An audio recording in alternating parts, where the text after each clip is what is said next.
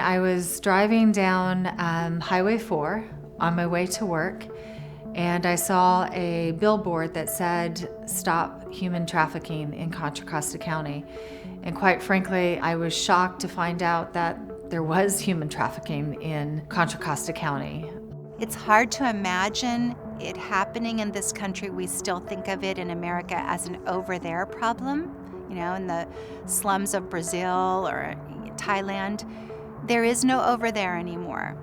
It's a worldwide phenomenon, including in the United States, including in our own backyard, 5 minutes from where we're sitting filming today. People are like me. When they find out that our children are being trafficked, it's often assumed that these are kids being brought in cargo containers from other countries, which is still wrong. The 83% of the kids being trafficked in America are American-born children. We had a Bay Area girl who was out with some friends, and they met up with another group of friends. And that other group of friends had an older man with them, and which is, that was kind of cool. And he said, "Hey, who needs a ride home?" And so a few kids got in the car and he dropped them all off, and she was the last one, and he raped her.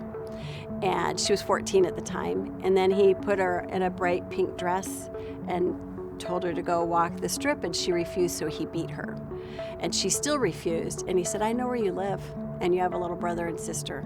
They had the door open and they were dragging a child out of the car.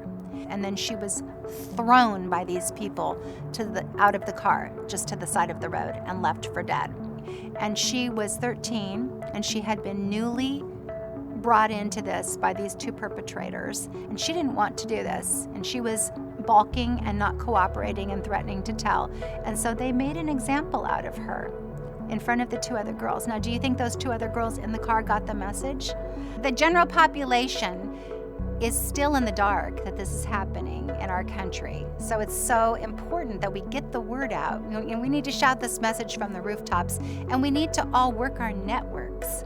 If we simply train the beer distribution workforce across the country to recognize the signs of human trafficking and how to safely report it, there are 142,000 beer distribution employees nationwide, and they service 600,000 retail accounts. We're going into places like nightclubs, bars, hotels, restaurants, convenience stores, truck stops, you name it. And just by simply being aware and having that antenna up, we are in a position to really make a difference. Distributors can look for children hanging out in places where they just shouldn't be. And maybe they're unsupervised, or maybe it's late at night or very, very early in the morning. If you see a teenager hanging out at a store and you're doing a delivery at 6 in the morning, what are they doing there? Keep your eyes open and be aware. We had a citizen in the Bay Area who reported that in a coffee shop, he saw a guy there with 3 underage girls, and the way the girls were dressed, it just all didn't sit right with him.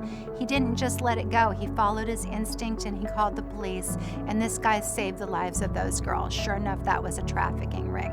First of all, we're training all of our employees to recognize signs when a child is in need and potentially being trafficked. Secondly, we're applying signage on all of our vehicles.